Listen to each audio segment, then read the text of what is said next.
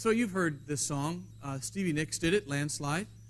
And as we listen to it, we're talking about in Lent is kind of uprooting the false self and affirming who you really are. And that's a lot of work. And that's the work that we're involved in.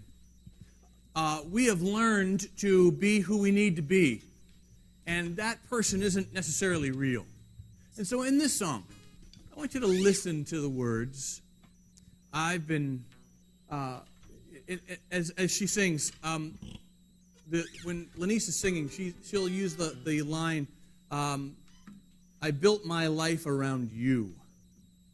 And as she sings that, I want you to think about the false self that we have kind of built our life around. That person has to go. That person isn't real. And so again, this morning, in this Lenten season, we're going to do some fun things today, and this is one of them. So let this song kind of begin, you just beginning to consider who you are and who you're not. So God, we come to you because we need your help. We're grateful that we get to do this together. I pray that you'd help us to see and hear what's really true this morning.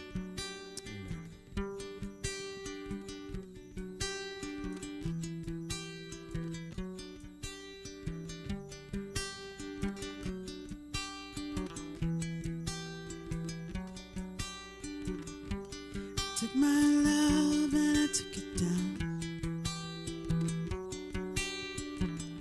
I climbed a mountain and I turned around, and I saw my reflection in the snow-covered hills till the landslide brought me down. Oh, mirror in the sky, what is love? Can the child within my heart rise above? Can I sail through the changing ocean tide?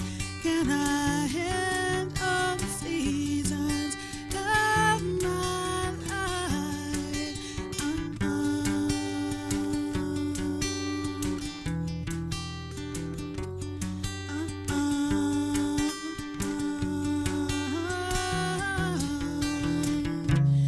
Well, I've been afraid of changing, 'cause I built my life around you.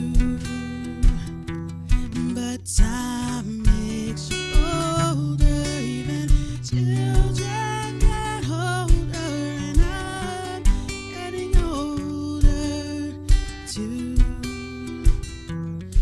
And yeah, I'm getting older too.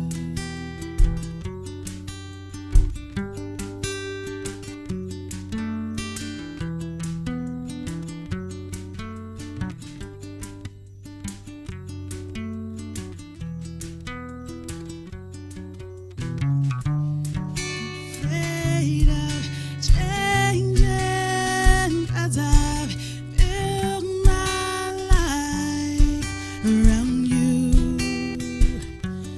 But time makes you older, even children get older, and I'm getting older too. Yeah, I'm getting older too. Take this love and take it down. Yeah, and if you climb a mountain and you turn around, and if you see my reflection in the snow-covered hills, well, a landslide brought you down. And if you see my reflection in the snow-covered hills,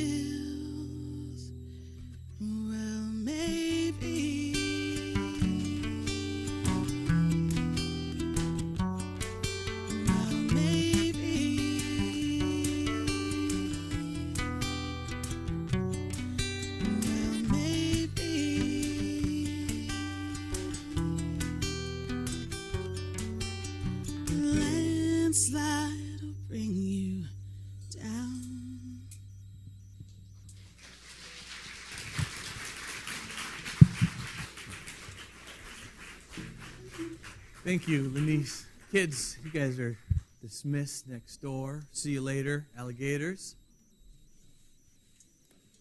We are afraid of changing.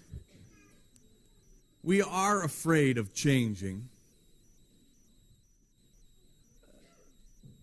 And there's a lot of reasons for it, but one of the reasons that I have discovered is that we're afraid what might happen if we kind of allowed ourselves to really be who we are.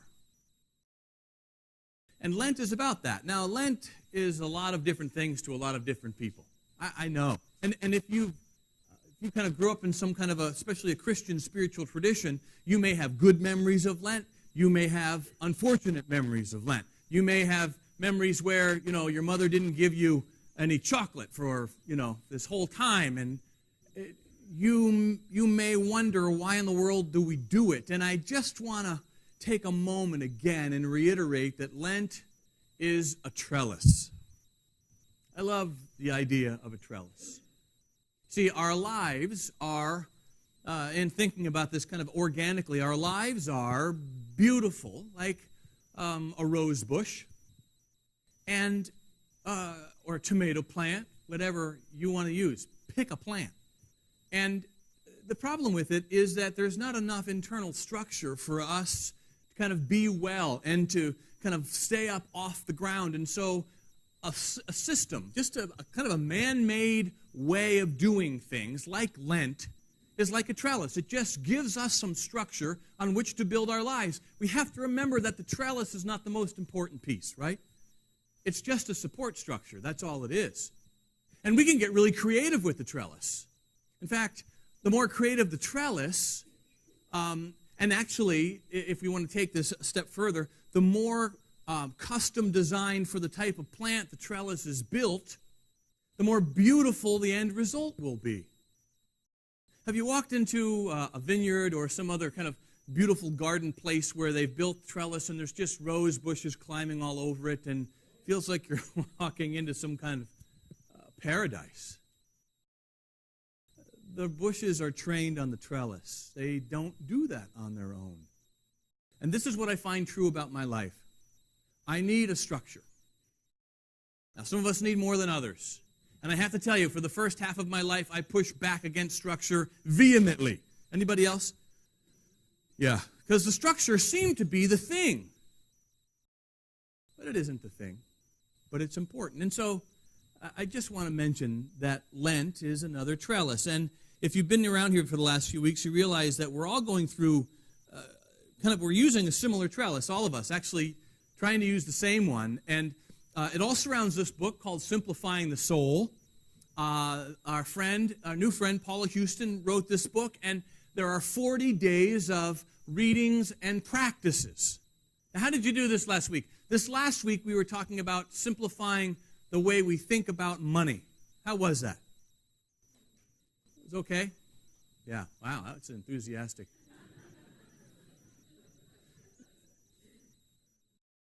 How many of you participated in a small group last week? That's great. Well done. This week, we're switching gears, and we're going to see Paula's video in a few minutes, but what we're going to do is talk about simplifying the way we care for our body. Now, that's an amazing thing. And I find that when you're in church talking about physicality, there is this real kind of switch over to dualistic thinking. And I better start following my notes, otherwise we'll be here all day because, I have to get through them no matter what happens. But I want to talk this morning about why the body is important. It's really important. So let's do that. I want to talk about this idea of simplifying the care of the body. This is what we're going to be doing all week. And there will be exercises for you this week. If you don't have a book, you can get one and join us. So I didn't start at the beginning. Who cares? It's okay. See, it's okay, right? It's okay. And if you come across an exercise this week that just does not seem good to you, it's okay. Just don't do it. It's okay. Now, if you don't do it, see, that's the beauty of it. If you don't do it, then you have to kind of go, why didn't I want to do that? And what we're doing is we're learning about who we really are. It's a beautiful way to think about this. So I want to talk about simplifying the care of the body. When we're talking about this, there's really two big schools of thought, and they're kind of ancient. First of all, there is this school of thought that says our body is a thing that we have. In other words, me, the real Joe Everly, like I'm a soul, and I am living in a body right now. You ever hear something like that? In fact, Plato, this is kind of Platonic thinking. Plato used this metaphor. Our body and our soul is like an oyster inside of a shell.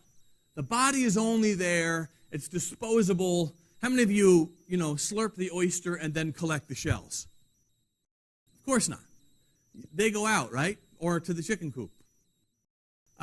We don't want the shells. And a lot of us think about our bodies, our physicality that way. And some of us were taught that in the churches that we grew up in. Spirit is good. Matter, physicality is bad. Something intrinsically wrong with the body that we're living in. That's one way of thinking about this. Soul good, body necessary, but you'll be lucky when you get rid of it. There's another school of thought that's just the complete opposite, and it says, is our body then who we are? We are our bodies. Can we be us without them? Now, you know me and I know you because of their physical features or because of the sound of your voice.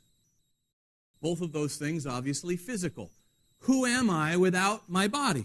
Our bodies are us, and this is all there is that line of thinking. And so which one do I espouse? Both. Neither are true alone, and both are true together. In fact, the idea is that physicality is necessary to be a human being. You cannot be a human without a body. And the body that you have is good. Now, we could spend weeks talking about this, and we're not going to. We're going to spend a few minutes talking about it, but my hope is that your curiosity will be aroused and you'll be kind of do a little bit of investigation. I know that on Sunday afternoon you go home and just look up all these verses, have spiritual conversations. The beginning of the Bible, the first book of the Bible, is the book of Genesis, and it's an epic poem. It's a prehistoric almost way for a father and a son or a daughter and a mother to kind of talk about where did all this come from. I don't know, did you see Mount Burdell this morning? I'm just like, wow. Just look out and you look at it and it's like, wow. And so 5,000 years ago, when a young man asked his father, where did that beautiful mountain come from? Well, this epic poem developed. And in the Hebrew tradition, it's beautiful. And if you could read it in the Hebrew language, you would see it differently than we see it kind of in the prose of our English translation. But let me just summarize. In Genesis chapter 1, verse 31, after God kind of breathes into existence all that there is, the scripture says, God saw all that he had made, and it was very good. We get the idea sometimes that, it's okay to be kind of trapped in this body, but I'm really looking forward to, going into the next life. And there's nothing wrong with that, but your body is important. And in fact, let me go a step further. You will be less than human while you're living without your body for a little while. We get our bodies back, right? That's called, oh boy, resurrection. God thinks so much of them that he's going to give them back to us. But the nice thing about it is it's like getting your car from the body shop after an accident. They'll be fixed. Whatever is bothering you now won't bother you then. See, you really can't be a human being without this. Genesis 2, after God creates Adam and Eve, listen to this passage. The man and his wife were both naked and they felt no shame. What's going on there? And we've got to be careful because we don't want to be an R-rated, hour here. But the beauty of it is that your body is important. And in fact, not only is it important, it's vital. In fact, not only is it vital, it describes in place after place in almost every spiritual tradition how important your body is. In fact, I'm trying to be sensitive to those of us in this room who are young. When the Scripture talks about sexual intimacy, it describes it as this. For this reason, a man will leave his father and mother, cleave to his wife, and they will become what? One. What is the perfect, so those of you who understand what I'm talking about, the perfect picture of unity happens in that relationship. That's why it's so terribly important. That's why so many people are craving, what we're craving is intimacy. But what we try to satisfy is just that physical connection. It's not a mystery. We were created for intimacy. We were created for oneness. And in that display, there is this beauty. Our bodies are terribly important. They're vital. Our souls teach us about our body. Our bodies teach us about our soul. And there is a give and take, and neither one is us by itself. Your body is important. I love Psalm 139. You can read it later. It is beautiful. But in Psalm 139, David is writing this piece of poetry. By the way, it's remarkable how much of the Bible is written in poetry. Vast sections of it. Why? Because it's beautiful. See, that's the funny thing about being a human being. You were created to appreciate beauty. Lynn and I love Iris for several reasons, but it's beautiful. I was thinking this morning as I was walking around, look at that. It's beautiful, isn't it? I mean, why isn't it gray and just bumpy? Where did yellow come from? It's beautiful. Why is it beautiful? Because physicality is important. And the Scriptures say in place after place after place, all creation declares the beauty and glory of Yahweh. See, we learn something about God when we pick a Meyer lemon off the tree. One more. Can I give you one more? I mean, look at this. I mean, holy smokes. Just look at it. It's the most beautiful and perfect self-replicating organism. It's so beautiful that it attracts bees. And when the bee lands on it, gets pollen all over its feet, and then goes back to the hive. But before it goes back to the hive, it stops at another flower. And what does it do? It cross-pollinates so that the plant becomes bigger and stronger and more beautiful. And then it goes back to the hive and it takes that pollen and makes honey. It's just unbelievable. Where does all that beauty come from? Physicality is important. Your body is just as important to God as your soul. Your body is not evil. It's not wicked. The desires that you have, and I can remember growing up, stop thinking that way. Stop. And I just thought all these desires that I had as a pre-adolescent and then adolescent boy, they're really desires for vegetables and those kind of things is what I'm talking about. I thought all those desires were wrong, and sometimes my spiritual teachers told me that they were wrong. But what I've realized as now in my 52nd, third year, what I've realized is that my desires are not too strong, they're too weak.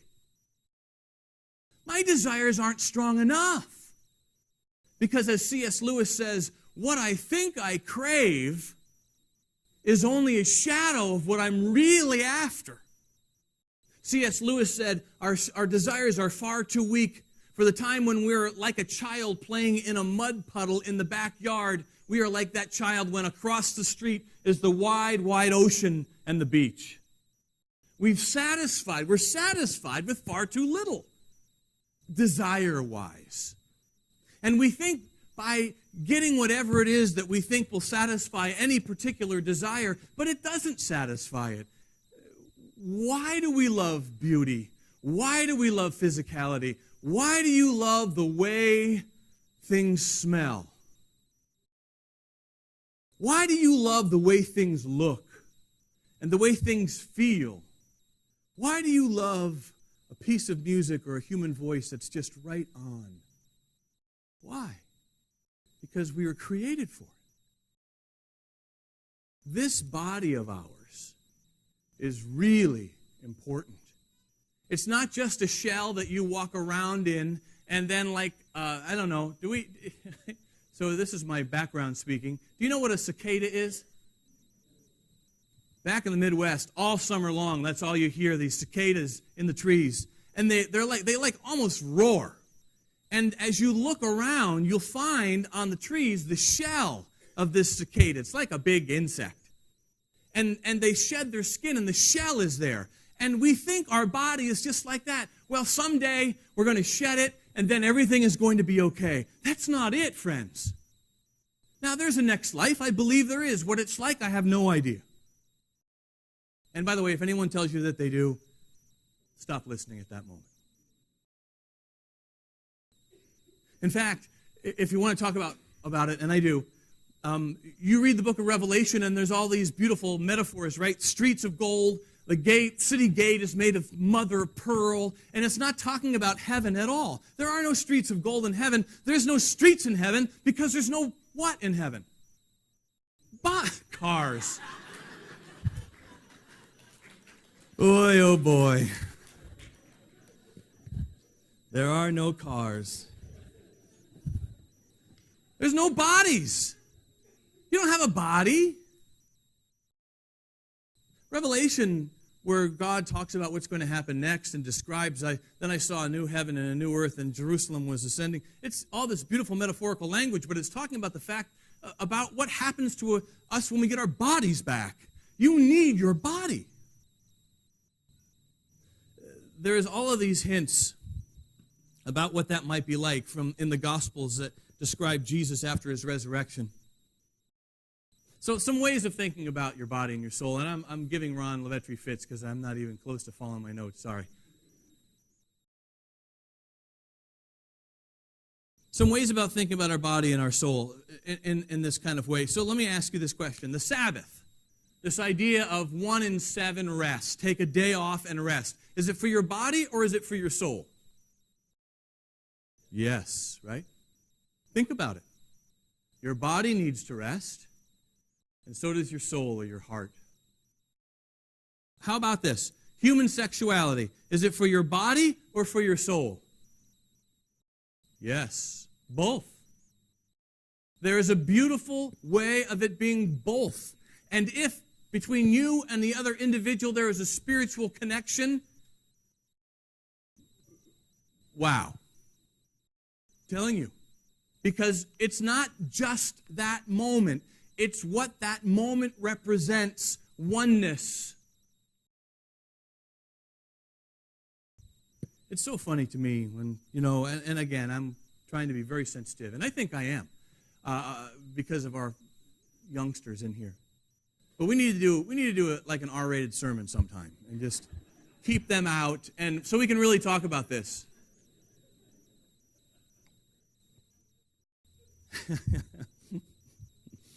Think about it, fellas.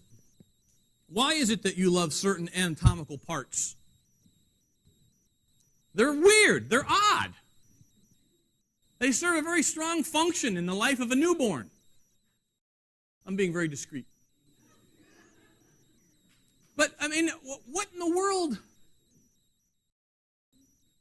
But to the male mind, it's just like this amazing, wow. In fact, listen, if you read the book of Genesis from the very beginning, and let me just go there for a second. Are you with me so far?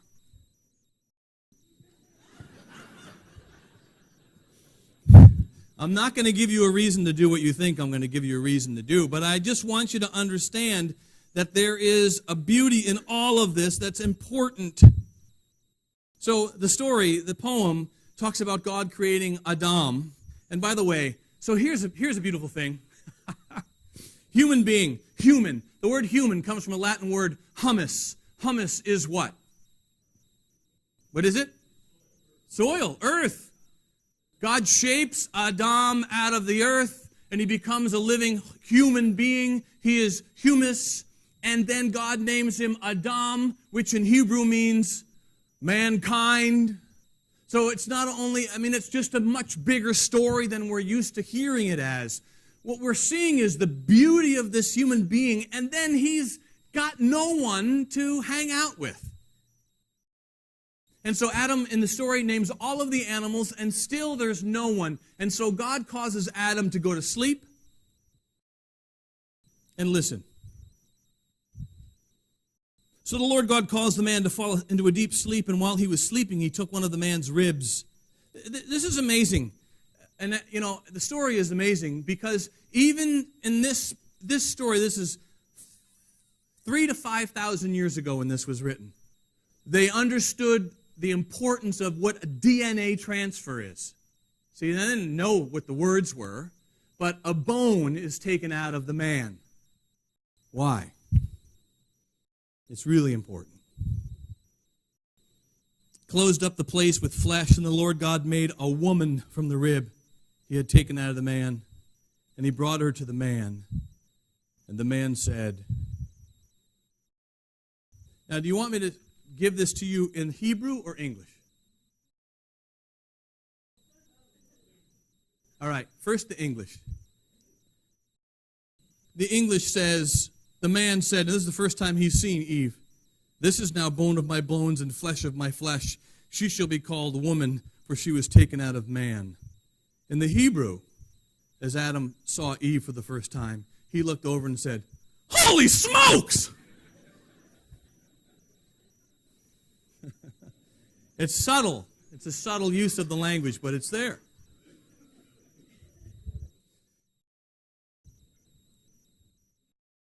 Trouble is, we have forgotten that sexuality is intended to depict intimacy, and we've made it only to depict pleasure. Now, it's not like it's not pleasurable, but if it's not intimacy, some of the pleasure leaks out of it. One more. Food, eating and drinking. Is it for your body or for your soul? Yes. Both. 1 Corinthians 10:31, we sang it earlier. Therefore, Paul says, whether you eat or drink or whatsoever you do everything you do to the glory of God. There is a way to eat every bite you eat so that each bite you take and actually taste and smell is an act of worship. Why? Because the food is provided by a loving Father. Who invented, and I think everything except Brussels sprouts. They are a vile food of the devil. There, I said it. That's actually the forbidden fruit. People thought it was an apple. No, it's a Brussels sprout.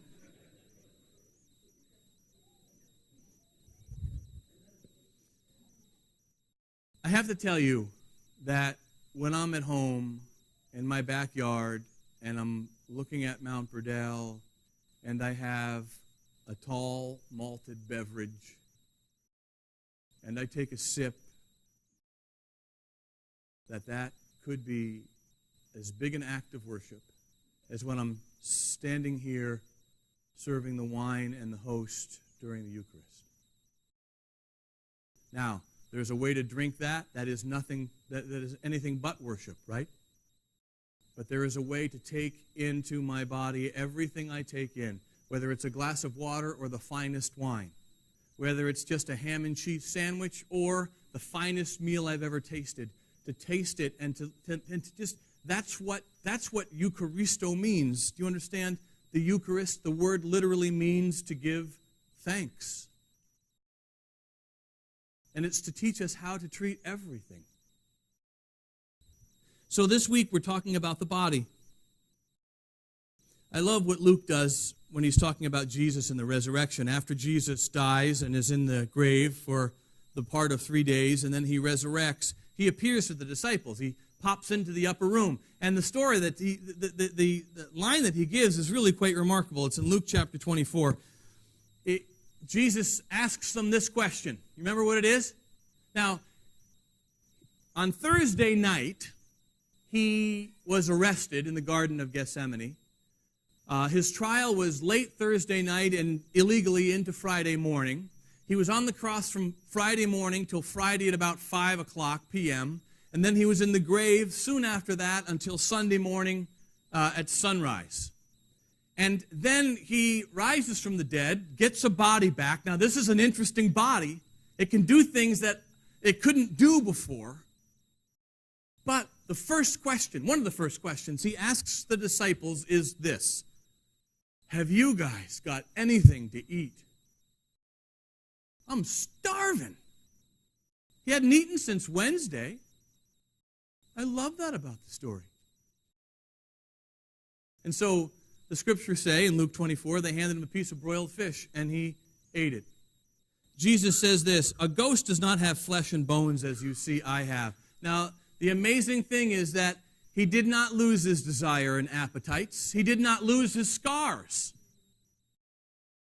But he got his body back in a beautiful way. And I have to tell you that one day it will be our turn. Our bodies are important in our spirituality. My problem isn't that I don't think it's important. My problem is some days that I think it's too important. And I have to tell you that this week's design in Lent in Paula's book is kind of walking through ways for you to see how you feel about your body. Now, I'm going to let her introduce that in this video.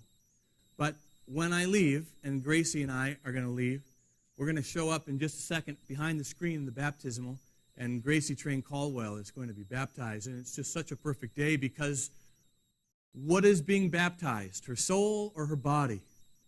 Both. Both. Everything is both, friends. It's both. It is not either or. Your body is so important. And I know I'm not talking much about the soul because that's not what we're talking about today. We're talking about this, the flesh and blood. It's terribly important. And I'll talk a little bit more about it when I get up there. So Gracie, will you come with me? All right, I'll meet you up there. And so take a look at this week's introductory video. And during the video, we're going to take an offering. Well, hello everybody. Welcome. It's already week 2 in our Lenten practice. We've been working with Paula Houston's great tool that she's created called Simplifying the Soul, Lenten Practices to Renew Your Spirit. You're familiar with this book. And this week we are leaving the idea of money, and we're actually beginning to think about simplifying the way we care for our body. And so, Paula, what have you done to us? Talk about some of the practices. And so first talk about why the body, what's important about simplifying the way we care for it and thinking about it, and then talk about some of the practices. Well, just like with the subject of money and how we are easily tempted into seeing money as a kind of protective shield, around us that's going to keep us from feeling certain kinds of discomforts and pains. I think it really gets personal when we put our actual body in that spot and start thinking through or meeting up with, sometimes for the first time, all the little tricks that we employ to keep ourselves comfortable. Right. Keep ourselves feeling warm enough, full enough. I have to say this is a big one for me. What the body part? It is, the comfort. Yeah, so that's the point of that is, and especially in this very highly technologically driven life we live now, we barely have to lift an actual finger, except to punch in our cell phone things. That there are so many pieces of equipment, that will do the job for Right. us. That we can easily get disconnected from the physical world. We can get disconnected from how people have lived for millennia. I Right. mean, this is a very, very short period of history in which we haven't had to go dig in the dirt to feed ourselves. So it's a perspective, isn't it? It is, yeah, and we're so used to it by now that it's very jarring when suddenly we find ourselves without enough water, or, really hot, and there's no way to turn on the air conditioner, or sleeping in a bed that's hard, or Right. all that stuff. I don't want to use negative terms here, but there's a way that we have learned to pamper ourselves Sure. and to feel as though we deserve it because we work so hard and live such highly stressful lives, Yes. that at the very least we deserve our little comforts. So this is the entitlement piece. Yeah, I think so. Yeah. That's probably what it is. And along with that comes the presentation of our bodies to the world as representative of what we've achieved in life. So that the way we dress, the way we look, the way we get our mascara on or do our hair is all part and parcel of this presentation of the self as successful and, worth paying attention to. Right. So one of the practices is wearing your oldest clothes for the day. And you've designed it so that's not a Saturday. No.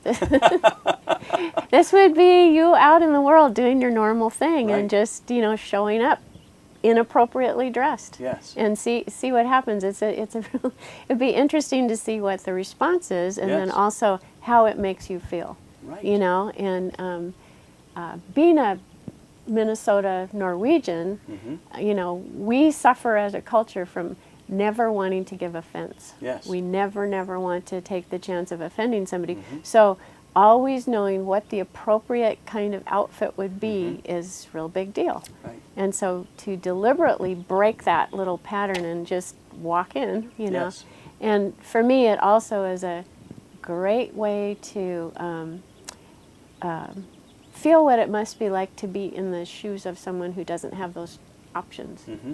Someone who's got to go to a job interview for a job they desperately need, Yes. and they don't have the right clothes, and they still have to go. And so the catchphrase that sticks in my mind when we're talking about this is clothes make the man. That's just our culture. That is the culture, So right? what I wear says something about who I am. That's right. And like you said, my state in life, how I've arrived financially. That's right. I can afford to have a horse and rider logo. On your little shirt Yes, there. yes, or whatever, whatever That's right. it is. So just to clarify for me, as I've been thinking about this one, if it's my practice and my dress code at where I work to have on slacks and a shirt and a tie, doesn't mean, when you say my oldest clothes, doesn't mean I have to wear ripped jeans and a T-shirt. No. But my oldest pair of slacks, my oldest dress shirt, and my oldest tie, which might not exactly match. Is that more the spirit of it? Yeah, it's something that when you look in the mirror, because this is a day you can look in the mirror. You can look at the mirror at your old crummy clothes. Yes. And that this isn't Right. your best presentation of Yes, self. right. This is, people might even feel a little sorry for you that Right. day. Okay. Or whatever. And Try again, it's it and intended see. to bring something up Yes, it is. in my heart, and it will. It will. I can guarantee. Okay. So simplifying the way I care for my body. Simplifying is the way. Yep. week number 2. Is there another practice in there that this not bathing? Yeah, not bathing. We are so into our daily shower or bath or whatever, and I have a sister who's so into it that she does it twice a day, Yeah. morning and evening, and she feels somehow filthy if she hasn't been Yeah. able. And that is such a luxury for us to be able Oh, to my. get into hot water like that, Yes. even once a day. But Right. and so now we have expectations that everyone we know is going to smell good too, because Yes. we're all clean, soaped up, and all that stuff. And so again, it's a way to jar out of the normal cultural given and just feel what it's like to not be able to do that. This might be a good week to just be sick and stay home. This is awfully jarring. Well, this is going to be good. I'll tell you who this is good for. People who live in Marin County. Oh, This is going to be a great one for us, Quest. Simplifying the way we care for our body. If you are,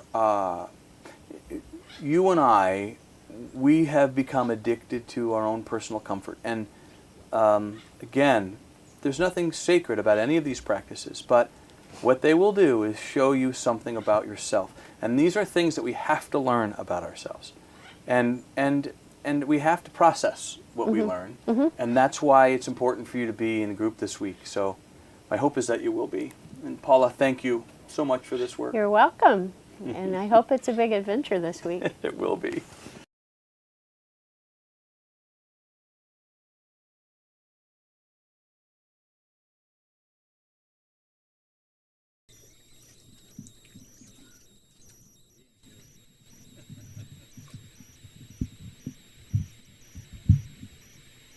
Hi, everybody. Did you know that there was a big tank of water up here? There is. Can you hear me okay? This is Gracie Train Caldwell. Her mom and dad are sitting in the back with the cameras. Michael and Renee. We're so grateful for you guys being here. And Jack, too. You see Jack back there? Yeah. So, Gracie, how old are you? I'm 8. Can you hear Gracie okay? She's 8. And Gracie, why do you want to be baptized today? I want to be closer to God. All right. And you were telling me earlier about a man that baptized people in the Bible, huh? What was his name? His name, I forget what it John, was. John, remember? John Pope? John the Pope. And he baptized people. And one day Jesus came up to him and John said, I can't baptize you. You have to baptize me. And Jesus said, no, John, I want you to baptize me. There's a beauty in this because it's a physical thing that we do that speaks of what's happening in our heart.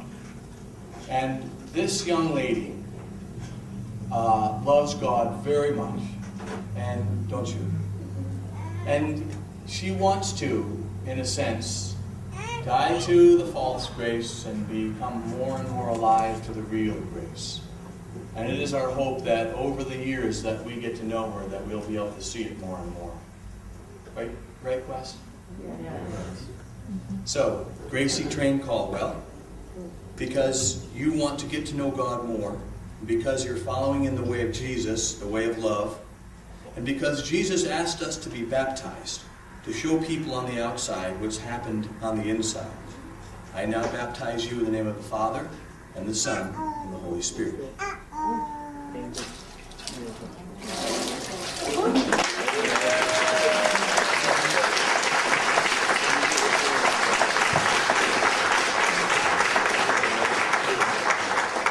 That's a beautiful thing, my friends. Band's going to come up and take us out in a song, but my hope is that you'll have a good week this week. Go to your group and work through these practices to help you understand how you think about your body, the physical part of who we are. And my hope is that it will be a good week for you. Have a great day.